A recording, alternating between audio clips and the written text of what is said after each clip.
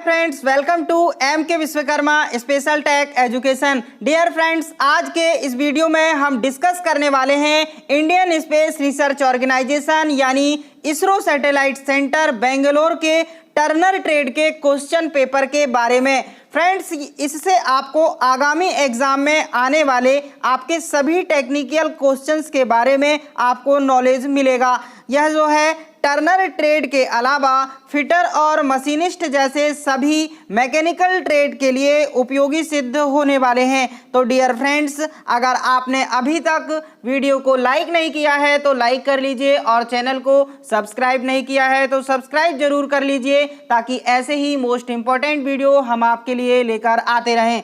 तो चलिए अब हम चलते हैं क्वेश्चन पेपर की ओर। जैसा कि हमने आपको बताया कि ये इसरो सैटेलाइट सेंटर बेंगलोर का प्रीवियस ईयर क्वेश्चन पेपर है जो कि हम आपके साथ डिस्कस कर रहे हैं। अगर डेट ऑफ रिटन टेस्ट की बात करें तो 27 नवंबर 2016 का ये क्वेश्चन पेपर है जो कि संडे के दिन इस पेपर का आयोजन किया गया था। बात करें ट्रेड की तो जो ट्रेड है टेक्नीशियन बी और टर्नर ट्रेड के लिए इस पेपर को लिया गया था। समय अवधि की बात करें तो यहाँ 90 मिनट दिया गया था और इसमें टोटल नंबर ऑफ क्वेश्चंस की बात करें तो 60 क्वेश्चन यहाँ पर हैं और टोटल जो है पेज प्रिंटेड इसमें 14 पेज यानी 14 पेज इस पर प्रिंटेड हैं। तो फ्रेंड्स, ये था इसकी जानकारी बेसिक की, ये पेपर किसका है, किस डेट का है, ये सारी जानकारी यहाँ पर प्रिंटेड है, आप देख सकते हैं। अब हम चलते हैं इंस्ट्रक्शंस के बारे में। डियर फ्रेंड्स, अगर आपने इसरो के इंस्ट्रक्शन ऑफ कैंडिडेट को नहीं देखा है तो आप हमारे आई बटन पर क्लिक करके अपने मोबाइल स्क्रीन के टॉप राइट पर जाकर आई बटन पर क्लिक करके प्रीवियस पेपर को देख सकते हैं। उसमें हमने सारा इंस्ट्रक्शन के बारे में डिटेल बताया हुआ है। तो चलिए अब हम चलते हैं डायरेक्ट क्वेश्चन की ओर। हमारा 1 नंबर क्वेश्चन कह रहा है कि बर्नियर बोवेल प्रोटेक्टर का लीस्ट काउंट क्या होता है, यानी the least count of vernier bevel protractor is. आपको यहाँ पर बर्नियर बेवल प्रोटेक्टर के लीस्ट काउंट के बारे में पूछा गया है। डियर फ्रेंड्स, यहाँ पर ऑप्शन आपको दिया गया है 1 डिग्री, 10 मिनट, 1 मिनट या 5 मिनट। तो अभी हमें बर्नियर बेवल प्रोटेक्टर के लीस्ट काउंट के बारे में बताना है। बात करें बर्नियर बेवल प्रोटेक्टर की तो जैसा कि आप जानते ही होंगे कि जो प्रोटेक्टर हेड होता है उसके द्वारा हम कितने डिग्री में परिशुद्धता में कोण का मापन करते हैं। जो प्रोटेक्टर हेड होता है उसके द्वारा 1 डिग्री की परिशुद्धता यानी 1 डिग्री की एक्यूरेसी में हम कोण का मापन करते हैं। लेकिन अगर हमें जब कभी इससे अधिक परिशुद्धता में माप करने की ज़रूरत होती है या किसी कोण को जांचने की ज़रूरत होती है तो हम किसका यूज़ करते हैं, वर्नियर बेवल प्रोटेक्टर का यूज़ करते हैं। तो वर्नियर बेवल प्रोटेक्टर भी जो है वर्नियर के सिद्धांत पर बनाया गया होता है, यानी जो इसका बनाया गया है किस सिद्धांत पर बनाया गया है, वर्नियर के सिद्धांत पर ही बनाया गया है, जिसके द्वारा हम किसी टेपर या कोणीय जॉब के कोण को, कोई भी टेपर या कोणीय जॉब के कोण को कितनी डिग्री की परिशुद्धता में, 1 डिग्री की परिशुद्धता में नहीं बल्कि 1 डिग्री के 12वें भाग अर्थात 5 मिनट की परिशुद्धता में माप सकते हैं। तो आपको यहाँ पर क्लियर हुआ होगा कि जो बर्नियर बेवल प्रोटेक्टर है वो 5 मिनट की शुद्धता में किसी कोण को या टेपर को मापता है। तो इसका करेक्ट आंसर की अगर हम बात करें कि बर्नियर बेवल प्रोटेक्टर का लीस्ट काउंट 5 मिनट हो जाएगा, यानी ऑप्शन आपका जो है डी यहाँ पर करेक्ट हो जाएगा। ठीक है, ऑप्शन नंबर आपका डी करेक्ट हो चुका है। अगला क्वेश्चन देख लेते हैं। अगला क्वेश्चन है आपका मार्किंग टेबल खालिस्तान द्वारा बनाया जाता है, यानी मार्किंग टेबल किसके द्वारा बनाया जाता है। आपको ऑप्शन दिया गया है कंक्रीट, एल्यूमिनियम, ग्रेनाइट या नन ऑफ द अबव। यानी आपको मार्किंग टेबल के बारे में पूछा गया है और पूछा गया है कि आप मार्किंग टेबल किससे बनाते हैं। यहाँ पर आपको ऑप्शन दिया गया है। तो डियर फ्रेंड्स, मार्किंग टेबल बनाने के लिए हम जो है यूज़ करते हैं ग्रेनाइट का, यहाँ पर कंक्रीट का यूज़ नहीं होता, एल्यूमिनियम का यूज़ नहीं होता और यहाँ पर एक ग्रेनाइट ऑप्शन दिया गया है, इसका यूज़ हम करते हैं। यानी 2 का जो है सी ऑप्शन करेक्ट हो जाएगा, है ना। सी ऑप्शन यहाँ पर करेक्ट हो जाएगा कि मार्किंग टेबल को ग्रेनाइट के द्वारा बनाया जाता है। आपका अगला क्वेश्चन है, वर्नियर कैलिपर द्वारा मापन करते वक्त मुख्य स्केल पठन 25 mm और 28वां वर्नियर प्रभाग मुख्य स्केल से मेल करता है। वर्नियर का लीस्ट काउंट अगर आपको दिया गया है कि 0.02 mm है तो इसका मापन यानी रीडिंग आपको बताना है कि कितनी होगी। आपको ऑप्शन में दिया गया है 25.28, 25.14 mm, 25.56 mm, 25.00 mm। तो बात करें तीसरे नंबर क्वेश्चन की, ये क्वेश्चन जो है हमने एज अ टीज पिछले प्रीवियस ईयर क्वेश्चन पेपर में या पिछले वीडियो में हमने इसको डिटेल्स में समझाया हुआ है। अगर आपने हमारा उस वीडियो को नहीं देखा हुआ है तो आप अपनी मोबाइल स्क्रीन के टॉप राइट पर जाकर आई बटन पर क्लिक करके उस वीडियो को वॉच कर सकते हैं। उसमें इसकी सारी डिटेल्स अच्छे से समझाई गई है। तो डियर फ्रेंड्स, इसका जो आंसर है वो सी नंबर यानी 5.56 mm इसका करेक्ट आंसर हो जाएगा। अगला क्वेश्चन है, निम्नलिखित टूल का प्रयोग जॉब को मशीन स्पिंडल से सहकेंद्रित करने के लिए होता है। आपको पूछा गया है कि the following tool is used for setting the job concentric to the machine spindle. आपको यहाँ पर ऑप्शन दिए गए हैं try square, scriber, bevel protractor या सरफेस गेज। तो आपको क्वेश्चन में क्या पूछा गया है कि आप बताइए कि निम्न में से कौन सा टूल है जो कि जॉब को मशीन स्पिंडल से सहकेंद्रित करने के लिए प्रयोग में लाया जाता है, यानी कॉन्सेंट्रिक करने के लिए प्रयोग में लाया जाता है। तो बात करें यहाँ हम ऑप्शन ए की ट्राई स्क्वायर। जब हमें किसी कोण की समतलता मापना हो या फ्लैटनेस को मापना हो तो हम क्या करते हैं, ट्राई स्क्वायर का यूज़ करते हैं। अगर हम बात करें स्क्राइबर की तो जब हमें किसी धातु पर निशान लगाने होते हैं या लाइनें खींचनी होती है या मार्किंग करनी होती है तो हम स्क्राइबर का यूज़ करते हैं। बात करें बेवल प्रोटेक्टर की तो जो बेवल प्रोटेक्टर होता है इसका यूज़ हम कोणीय मापन करने के लिए करते हैं, लेकिन हमें ऑप्शन में सरफेस गेज मिल जाता है, यानी कि सरफेस गेज का यूज़ हम जॉब को मशीन स्पिंडल से इसेंट्रिक यानी कॉन्सेंट्रिक करने के लिए करते हैं, यानी सरफेस गेज इसका करेक्ट आंसर हो जाएगा कि सरफेस गेज का प्रयोग जॉब को मशीन स्पिंडल से सहकेंद्रित करने के लिए किया जाता है। आपका ऑप्शन नंबर डी यहाँ पर करेक्ट हो जाएगा। आपका अगला क्वेश्चन है, M12 ISO मेट्रिक स्थूल चूड़ी का पिच कितना है, यानी the pitch of M12 ISO metric course thread is. ISO जो मीट्रिक थ्रेड है उसका पिच आपको बताना है जिसका साइज है M12। तो ये जो है 5 नंबर का क्वेश्चन का ऑप्शन नंबर ए करेक्ट हो जाएगा, यानी इसकी जो चूड़ी की पिच हो जाएगी वो 1.75 mm होती है। ये अलग अलग साइज के आधार पे ये तालिका में इसमें बताया गया है, जिसमें आपको करेक्ट पता होना चाहिए कि कौन सी थ्रेड किसके अंतर्गत आती है। तो अगर हम बात करें M12 की तो इसकी जो थ्रेड होती है 1.75 mm पिच के अंतर्गत आती है और यही इसका यहाँ पर करेक्ट आंसर हो जाएगा। आपका अगला क्वेश्चन है, जॉब को उत्केंद्रित चलाने के लिए जॉब को पकड़ने हेतु निम्नलिखित पद्धति का उपयोग होता है। आपको यानी पूछा गया है to set the work run eccentrically the following method is used to hold the job.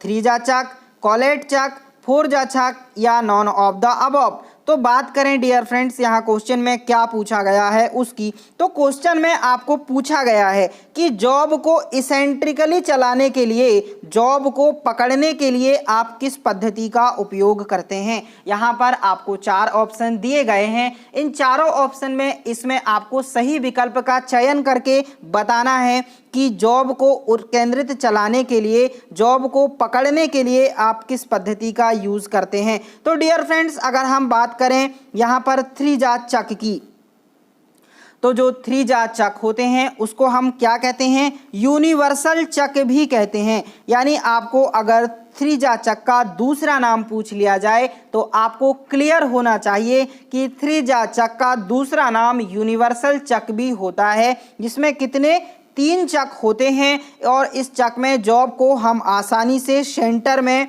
बांध सकते हैं। यानी जब कभी हमें जॉब को सेंटर में बांधना होता है तो हम आसानी से सेंटर में बांध सकते हैं। और इसका जो प्रयोग होता है डियर फ्रेंड्स, छोटे छोटे साइज के फिनिश जॉब को पकड़ने हेतु किया जाता है। यानी स्मॉल साइज के जो जॉब होते हैं, उस स्मॉल साइज के जो फिनिश जॉब होते हैं उनको पकड़ने के लिए हम 3 चक का यूज़ करते हैं। तो ये 3 चक था जिसको हमने यूनिवर्सल चक भी कहते हैं। अगर हम बात करें कॉलेट चक की, तो जो कॉलेट चक होते हैं इस प्रकार के चक का प्रयोग हम छोटे साइज के जॉब यानी स्मॉल जॉब और जो है पिन को पकड़ने के लिए करते हैं। तो जब कभी आपको कॉलेट दिया जाए तो आपको क्लियर होना चाहिए कि आप कॉलेट का प्रयोग स्मॉल जॉब और पिन को पकड़ने के लिए करते हैं। इसके जो है इसमें आप कौन कौन से आकार के पकड़ सकते हैं, तो इसमें आप बेलनाकार पकड़ सकते हैं यानी सिलेंड्रिकल जॉब को पकड़ सकते हैं, स्क्वायर जॉब को पकड़ सकते हैं और हेक्सागोनल आकार के जॉब को भी आप इसमें पकड़ सकते हैं। तो आपको ये क्लियर होना चाहिए कि किस किस साइज के जॉब को आप इसमें बांध सकते हैं। तो आपका ये कॉलेट चक था। कॉलेट चक का यूज़ आप क्यों करते हैं आपको ये क्लियर हुआ होगा। अभी हम बात करते हैं फोरजा चक की। फोरजा चक के बारे में कि इसको हम दूसरा नाम अगर बात करें तो इंडिपेंडेंट चक भी कहते हैं। इसका दूसरा नाम इंडिपेंडेंट चक भी होता है, जिसमें 4 चक होते हैं जो कि जॉब को हम एक्यूरेसी या पूर्ण शुद्धता में बांध सकते हैं। जॉब को एक्यूरेट अगर हमें बांधना हो तो हम इसे में बांध सकते हैं। यानी हमें ऑप्शन नंबर यहाँ पर मिल जाता है सी, करेक्ट हो जाएगा फोरजा चक, है ना। 6वें नंबर क्वेश्चन का जो करेक्ट आंसर हो जाएगा हमारा फोरजा चक हो जाएगा। हमारा अगला क्वेश्चन है क्या है देख लेते हैं। अगला क्वेश्चन है साइड कटिंग का कोण चित्रित है। यानी आपको बताना है कि साइड कटिंग एंगल कौन सा है। तो आपको side cutting edge angle is depicted in, यानी आपको यहाँ पर 4 सिंबल दिए गए हैं, इनमें आपको साइड कटिंग एंगल के बारे में पूछा गया है। तो यहाँ पर जो बी नंबर का ऑप्शन आपको दिखाई दे रहा है ये कौन सा है, साइड कटिंग एंगल है। यानी आपका बी ऑप्शन यहाँ पर करेक्ट हो जाएगा। आपका अगला क्वेश्चन है एक माइल्ड स्टील छड़ी जिसका व्यास 55 mm है को हाई स्पीड स्टील टूल जिसकी कटिंग स्पीड 30 मीटर प्रति मिनट है द्वारा घुमाने के लिए स्पंडल स्पीड कितनी होगी।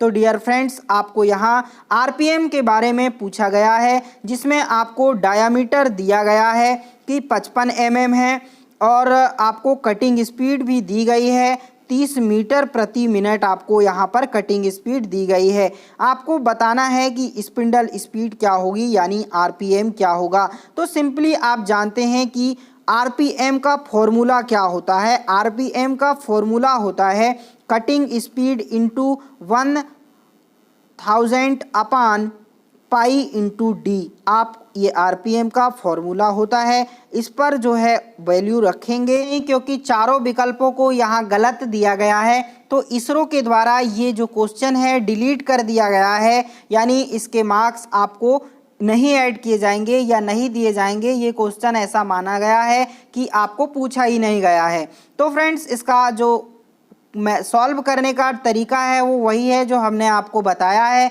आप सॉल्व करके देखिए, है ना। फ्रेंड्स अगला क्वेश्चन देख लेते हैं। अगला क्वेश्चन क्या है। अगला क्वेश्चन है लेथ बेड खालिस्तान द्वारा बनाया जाता है। यानी जो लेथ का बेड होता है वो किस मटेरियल का बनाया जाता है। तो आपको सिंपली ये पता होना चाहिए कि जो लेथ बेड होते हैं वो कास्ट आयरन के बनाए जाते हैं, यानी आपका ऑप्शन नंबर बी करेक्ट हो जाएगा। आपका अगला क्वेश्चन है निम्नलिखित में से कौन सा कटिंग तरल का प्रकार्य नहीं है। यानी आपको यहाँ पर पूछा गया है कि विच of the following is not a function of cutting fluid. Cutting fluid का कौन सा प्रकार नहीं है आपको बताना है। तो डियर फ्रेंड्स आपको ऑप्शन नंबर जो है ए में कहा गया है कि to cool the tool. Option number A में to cool the tool. Option number B में to flush away the chips. Option number C में टू इंक्रीज द फ्रिक्शन, और ऑप्शन नंबर डी में आपको कहा गया है कि टू कूल द वर्कपीस। यानी इन 4 विकल्पों में से आपको सही विकल्प का चयन करना है और बताना है कि कौन सा कटिंग तरल का प्रकार नहीं है। तो आपको यहाँ पर जो है ऑप्शन नंबर सी दिखाई दे रहा है, यानी आपको ऑप्शन नंबर सी में कह रहा है कि to increase the friction between the chip and tool face, ये जो है कटिंग तरल का प्रकार नहीं है, यानी ऑप्शन नंबर सी आपका करेक्ट हो जाएगा। आपका अगला क्वेश्चन है, कठोर और दृढ़ सामग्री के लिए किस प्रकार के ड्रिल का उपयोग किया जाता है। कठोर और दृढ़ सामग्री के लिए आपको पूछा गया है कि आप किस प्रकार के ड्रिल का यूज करेंगे। ऑप्शन है आपको N type, H type, S type या नन ऑफ द अबव। तो फ्रेंड्स, जब कभी हमें कठोर और दृढ़ सामग्री के लिए ड्रिल का यूज करना होता है तो हम एच प्रकार के ड्रिल का यूज करते हैं। अगर बात करें नॉर्मल तो है ना, नॉर्मल तो हम एन टाइप के, और सॉफ्ट मटेरियल के लिए तो हम एस प्रकार के ड्रिल का यूज करते हैं। तो आपको यहाँ पर कठोर पूछा गया है, यानी आपका करेक्ट आंसर एच टाइप के जो हो जाएंगे। आपका अगला क्वेश्चन है, अच्छी सतह फिनिश के साथ सही आकार के छेद को बनाने और बड़ा करने का बहुबिंदु कर्तन उपस्कर क्या है। आपको पूछा गया है कि the multi point cutting tool which is used to enlarge and accurately size hole with good surface finish. आपको यहाँ क्वेश्चन दिया गया है, ऑप्शन में रीमर है, बोरिंग टूल है, ट्विस्ट ड्रिल है या नन ऑफ द अबव है। तो डियर फ्रेंड्स, बात करें हम अच्छी सरफेस फिनिश के साथ सही आकार के छेद को बनाने और बड़ा करने का बहुबिंदु कर्तन औजार की, तो वो जो होता है कौन सा टूल होता है। 12 नंबर का ऑप्शन नंबर ए में हमें मिल जाता है, यानी रीमर उसका यूज़ करते हैं। हम इसके लिए रीमर का यूज़ करते हैं, यानी इसका आंसर रीमर करेक्ट हो जाएगा। आपका अगला क्वेश्चन है, आंतरिक धारियों के लिए धारियां प्रचालन से पहले छेद का व्यास समान होना चाहिए। यानी आपको यहाँ बहुत इंपॉर्टेंट क्वेश्चन ये है पूछा गया है। क्वेश्चन में कहा गया है कि for internal threading the hole diameter to be drilled before threading operation is equal to, यानी आंतरिक धारियों के लिए धारियां प्रचालन से पहले छेद का व्यास कैसा होना चाहिए। मेजर डायामीटर, माइनर डायामीटर या इफेक्टिव डायामीटर या एवरेज डायामीटर। तो फ्रेंड्स, इसका जो आंसर होगा माइनर डायामीटर होगा, यानी ऑप्शन नंबर बी इसका करेक्ट हो जाएगा कि जो इंटरनल थ्रेडिंग होती है उसके लिए होल का डायामीटर ड्रिल के पहले ऑपरेशन से जो है माइनर डायामीटर के बराबर होना चाहिए, यानी माइनर डायामीटर इसका करेक्ट आंसर हो जाएगा। आपका अगला क्वेश्चन है, खराद पर आंतरिक टेपर टर्निंग के लिए किस टेपर टर्निंग रीति का उपयोग नहीं किया जा सकता। ऑप्शन में आपको दिया गया है compound slide method, taper turning attachment, tell stock offset method या नन ऑफ द अबव। तो जब क्वेश्चन में आपको क्या पूछा गया है कि खराद पर आंतरिक टेपर टर्निंग के लिए किस टेपर टर्निंग मेथड का आप यूज नहीं कर सकते, तो आपको ऑप्शन नंबर सी में दिखाई दे रहा है tell stock offset method. Tell stock offset method का आप खराद पर आंतरिक टेपर टर्निंग के लिए यूज नहीं कर सकते, यानी ऑप्शन नंबर सी इसका करेक्ट हो जाएगा। आपका अगला क्वेश्चन है, टेपर अनुपात 1:6 दिया गया है। संयुक्त सरकना घुमाऊ कोण का स्पर्श रेखा खालिस्तान होगा, यानी the taper ratio is given in 1:6। The tangent of the compound slide wheel angle is given in, आपको यहाँ 1:6 दिया गया है और आपको जो है स्वीवेबल एंगल के बारे में पूछा गया है। तो ये इसका आपको ध्यान रखना है कि ये जो रेशो होता है डबल हो जाता है, यानी आपको 6 का जो है डबल जो दिखाई दे रहा है यहाँ ऑप्शन सी में दिखाई दे रहा है, यानी ऑप्शन सी इसका करेक्ट हो जाएगा। आपका 15 नंबर क्वेश्चन का ऑप्शन नंबर सी करेक्ट हो जाएगा। आपका अगला क्वेश्चन है, मूल्यांकन करने के लिए आपको बोला गया है और आपको कहा गया है कि आप 1/5 में से 1/7 को माइनस करके आंसर लाइए, क्या आएगा। तो डियर फ्रेंड्स, इसको सॉल्व करने के लिए आप ऐसा लिखेंगे 1/5 माइनस 1/7, फिर क्या हो जाएगा, आपका एलसीएम हो जाएगा 35। 7 में से आप 5 को घटा देंगे, आपका जो निकल के आएगा वो 2/35 आएगा, और जो आपको ऑप्शन ए में दिखाई दे रहा है ये करेक्ट हो जाएगा, यानी ऑप्शन ए 16वें नंबर क्वेश्चन का करेक्ट हो जाएगा। आपका अगला क्वेश्चन है, कॉम्बिनेशन सेट में निम्नलिखित भाग में से कौन सा नहीं होता, यानी आपको एक कॉम्बिनेशन सेट में क्या नहीं होता इसके बारे में पूछा गया है। तो आपको square head, rule, protractor head और डायल गेज दिया गया है। तो एक कॉम्बिनेशन सेट में स्क्वायर हेड होता है, रूल होता है, प्रोटेक्टर हेड होता है, जबकि डायल गेज नहीं होता, यानी ऑप्शन डी इसका करेक्ट आंसर हो जाएगा। आपका अगला क्वेश्चन है, निम्नलिखित में से कौन सी पॉजिटिव ड्राइव है, यानी आपको पॉजिटिव ड्राइव के बारे में यहाँ पर पूछा गया है।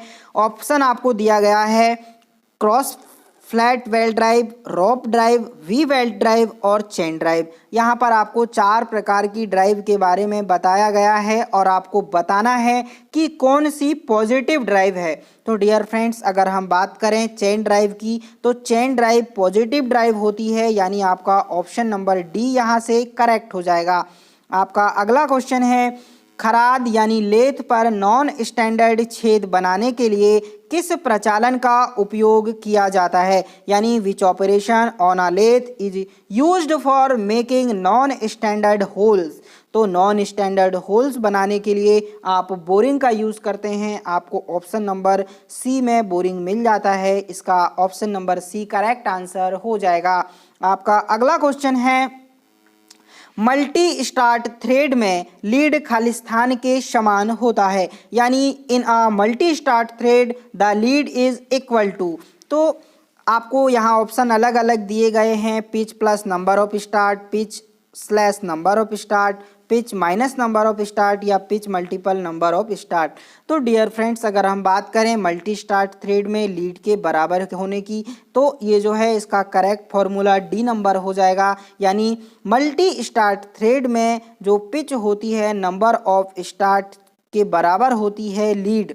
किसके बराबर होती है लीड? मल्टी स्टार्ट थ्रेड में जो लीड होती है pitch into number of start thread के बराबर होती है। आपका ऑप्शन नंबर डी यहाँ पर करेक्ट हो जाएगा। आपका अगला क्वेश्चन है, three wire method is used to measure, यानी 3 तार रीति के मापन में उपयुक्त की जाती है। माइनर डायामीटर, मेजर डायामीटर या इफेक्टिव डायामीटर या नन ऑफ द अबव। तो जो 3 वायर मेथड होती है वो आप इफेक्टिव डायामीटर को मेज़र करने में करते हैं, यानी आपका 21वें नंबर का question effective diameter correct answer हो जाएगा। आपका अगला क्वेश्चन है, न्यूटन खालिस्तान का यूनिट है। न्यूटन का यूनिट आपको पूछा गया है, यानी न्यूटन किसका मात्रक है आपको बताना है। तो ऑप्शन नंबर सी यहाँ पर आपको मिल जाता है कि जो बल का मात्रक है न्यूटन है, तो इसका करेक्ट आंसर बल हो जाएगा। आपका अगला क्वेश्चन है, 50, 70 और 120 का योगात्मक माध्यम है, यानी आपको यहाँ अर्थमेटिक इसके बराबर पूछा गया है। योगात्मक माध्यम यानी आपको एवरेज के बारे में पूछा गया है। आप इसे कैसे सॉल्व करेंगे, आपको लिखना है 50 + 70 + 120 अपान 3, क्योंकि 3 संख्याएं हैं, तो जब आप इसे जोड़ेंगे तो आपका हो जाएगा 240/3, तो जो कि 80 के बराबर होगा, यानी आपको ऑप्शन नंबर डी में यहाँ दिखाई दे रहा है कि करेक्ट है ना। ऑप्शन नंबर डी इसका करेक्ट हो जाएगा। आपका अगला क्वेश्चन है, वर्ग के पार्श्व ए और वृत्त की त्रिज्या ए के लिए क्या होगा। तो वर्ग के पार्श्व ए और वृत्त की त्रिज्या ए के लिए वृत्त का क्षेत्र वर्ग के क्षेत्र से हमेशा ज़्यादा होगा, यानी आपका ऑप्शन ए जो है करेक्ट हो जाएगा, यानी area of circle is greater than area of square, है ना। तो आपका ये जो है करेक्ट हो जाएगा। चलिए देख लेते हैं अगला क्या है। अगला क्वेश्चन है, पंचभुज में बना आंतरिक कोण खालिस्तान है। तो आपको पूछा गया है कि the internal angle formed in a pentagon is, pentagon के इंटरनल एंगल के फॉर्म के बारे में यहाँ पर आपको पूछा गया है। तो यहाँ पर आपको पता होना चाहिए कि इसका फॉर्मूला 360 डिग्री अपॉन थीटा होता है। यहाँ पर जिसके बारे में आपको पूछा गया है उसकी वैल्यू आप यहाँ रख दो। पेंटागन के बारे में आपको पूछा गया है यानी आपको 72 डिग्री यहाँ पर निकल के आएगा और जो ऑप्शन में आपको बी नंबर ऑप्शन में मिल जाएगा। तो यहाँ पर आपका बी ऑप्शन नंबर करेक्ट हो जाएगा, है ना।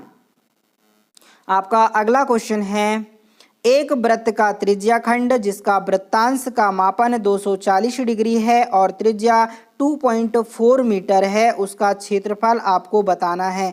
तो सिंपली यहाँ आपको वृत्त का क्षेत्रफल का फॉर्मूला लगाना है और सॉल्व कर लेना है। तो डियर फ्रेंड्स, इसका जब आप वृत्त का फॉर्मूला लगाओगे और सॉल्व करोगे तो इसका आंसर निकल के आएगा 3.84 पाई वर्ग मीटर। आपका अगला क्वेश्चन देख लेते हैं, एक खराद जिसकी लीड पेंच पर 4 चूड़ी प्रति इंच है, उस पर 7/16 इंच लीड की चूड़ी काटने के लिए गियर बदलाव में अनुपात क्या होगा। यानी आपको यहाँ गियर रेशो के बारे में पूछा गया है। तो इसका करेक्ट आंसर हो जाएगा ड्राइवर बटे ड्रिवन बराबर 70/40। इसमें आप गियर चेंज रेशो का फॉर्मूला लगाएंगे, बहुत ही सिंपल है, इसे सॉल्व कर सकते हैं। अगर आपको ऐसे न्यूमेरिकल क्वेश्चंस देखना है तो आप आई बटन पर क्लिक करके सारे न्यूमेरिकल्स क्वेश्चन हमारे वीडियोस में बात कर सकते हैं। आप अगला देख लेते हैं, भारी गहरे कर्तन का रैक कोण है, यानी for heavier depth of cut the rack angle is, कि भारी गहरे कर्तन का रैक कोण क्या होता है, ऋणात्मक होता है। यानी ऑप्शन नंबर ए आपको यहाँ मिल जाता है। ये बहुत इंपॉर्टेंट क्वेश्चन है, हर एग्जाम में आपको देखने को मिलेगा, चाहे वो फिटर ट्रेड हो, टर्नर ट्रेड हो या मशीनिस्ट ट्रेड हो, एनी अदर ट्रेड आपको ये एग्जाम में देखने को मिलेगा। आपका अगला क्वेश्चन है, यदि डी बड़ा व्यास है और स्मॉल डी छोटा व्यास है, बड़ा डी और स्मॉल डी और एल आपको काम का कुल लंबाई है, यानी एल टोटल लेंथ आपको दी गई है और टेपर की लंबाई आपको स्मॉल एल से इंडिकेट की गई है। तो टेल स्टॉक ऑफसेट मशीन रीति द्वारा टेपर टर्निंग के लिए ऑफसेट का जो फॉर्मूला होता है वो आपको पूछा गया है कि कौन सा होता है। तो बात करें टेल स्टॉक ऑफसेट मशीन रीति द्वारा टेपर टर्निंग के लिए ऑफसेट के फॉर्मूले की, तो ऑप्शन नंबर बी हमें यहाँ पर मिल जाता है, d - d into L upon 2l, इसका करेक्ट आंसर हो जाएगा। हम अगला क्वेश्चन देख लेते हैं, निम्नलिखित में से सबसे भारी धातु क्या है, यानी which of the following is the heaviest metal, सबसे भारी धातु के बारे में आपको बताना है। यहाँ पर आपको ऑप्शन है मैग्नीशियम, एल्यूमिनियम, कॉपर और लीड। तो सबसे भारी धातु लीड होती है, यानी ऑप्शन नंबर डी यहाँ पर मिल जाता है जो कि करेक्ट है। अगला क्वेश्चन यहाँ पर पूछा गया है, धातु को काटते समय अचानक लोड को प्रतिरोध करने की सामग्री के गुण को आप क्या कहते हैं, यानी मेटल में वो प्रॉपर्टी कौन सी होती है जो लोड को प्रतिरोध करने का गुण रखती है।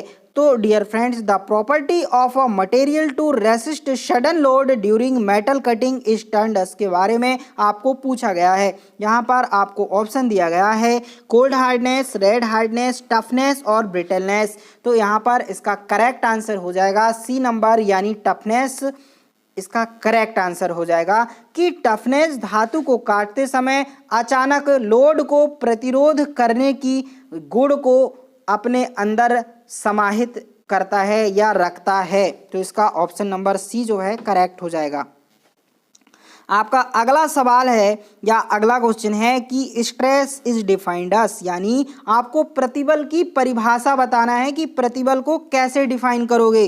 तो प्रतिबल की अगर बात की जाए तो प्रतिबल बराबर होता है लोड बटे area of cross section, area of cross section.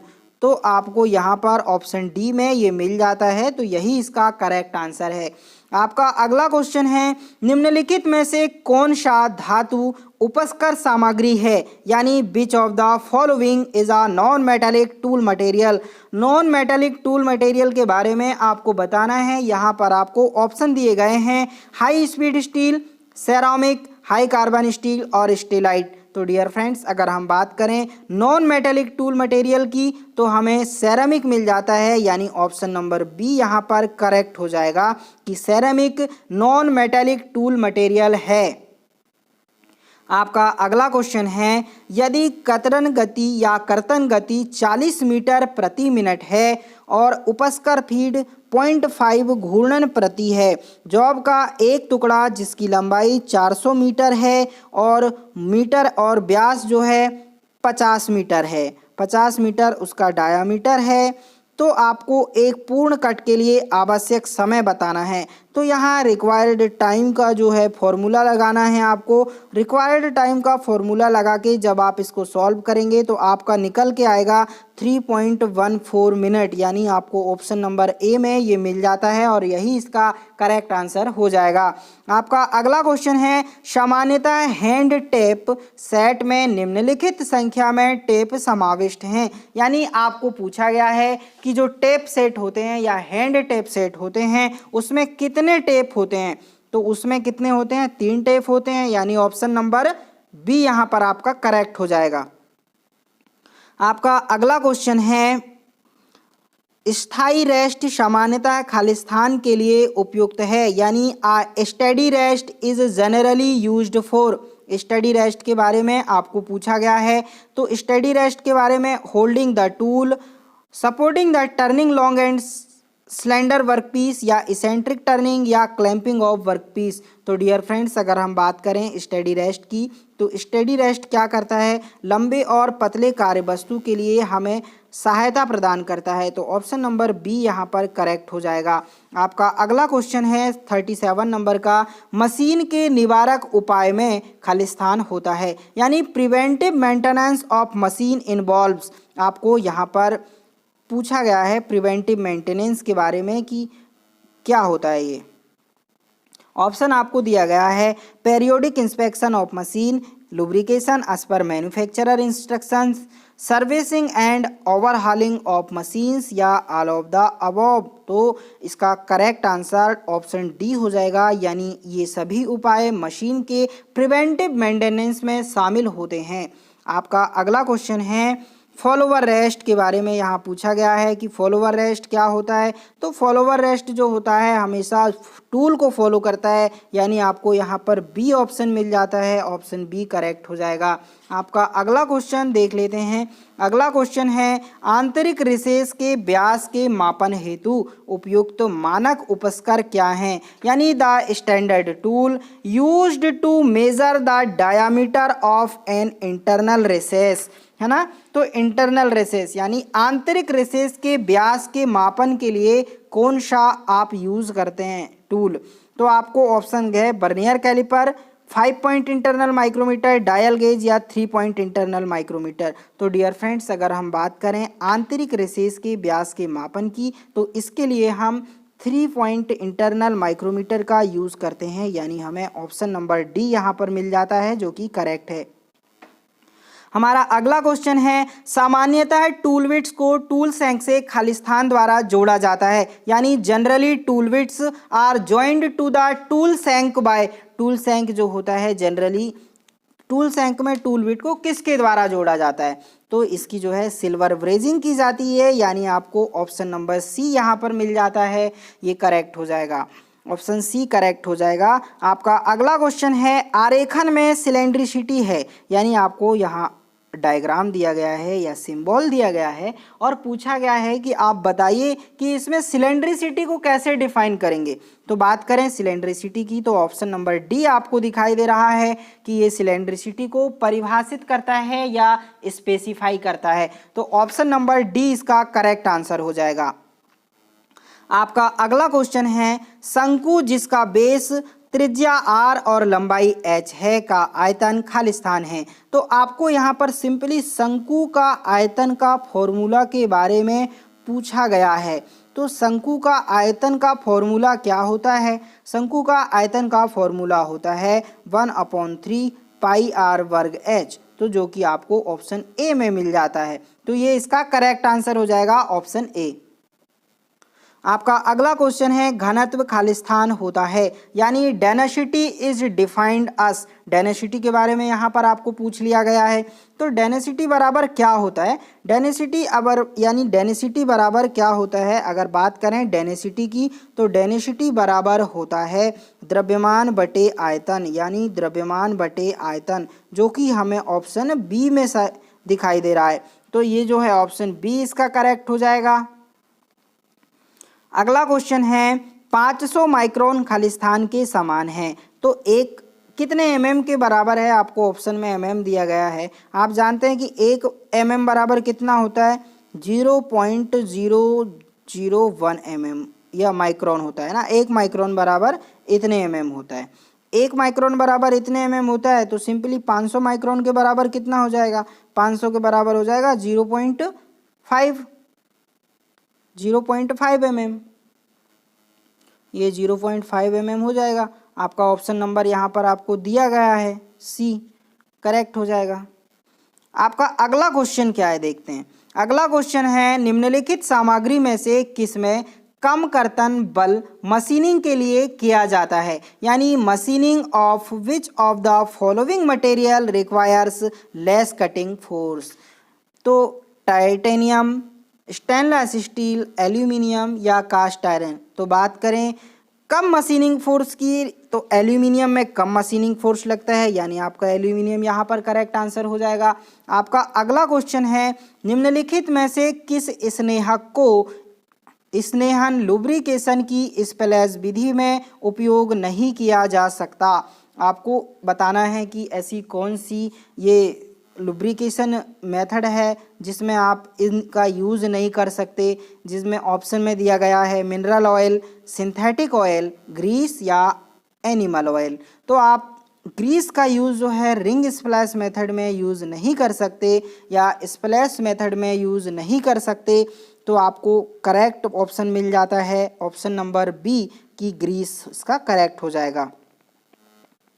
आपका अगला क्वेश्चन है मानक ड्रिल का बिंदु कोण, यानी the point angle for a standard drill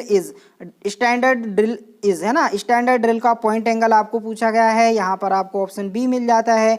यानी स्टैंडर्ड ड्रिल का जो पॉइंट एंगल होता है वो 118 डिग्री होता है। आपका अगला क्वेश्चन यहाँ पर है बेवल गियर का उपयोग ऐसे शाफ्ट के बीच ऊर्जा के संप्रेषण के लिए किया होता है जो कि खालिस्तान होते हैं, जो कि कोण में होते हैं। यानी आपको ऑप्शन सी में एक एट एन एंगल दिखाई दे रहा है, यही इसका करेक्ट आंसर है ना। कि बेवल ये जो गियर होते हैं उसका प्रयोग आप एट एन एंगल में करते हैं, कोणीय में करते हैं। अगला आपका क्वेश्चन क्या है निम्नलिखित में से कौन से पद टेपर से संबंधित हैं? यानी which of the following terms are associated with taper? तो टेपर में आते हैं आपके जर्नोबी, मोर्सबी और ब्राउन एंड शार्पबी, तो ऑल ऑफ द अबव, यानी ऑप्शन डी आपका यहाँ पर करेक्ट हो जाएगा।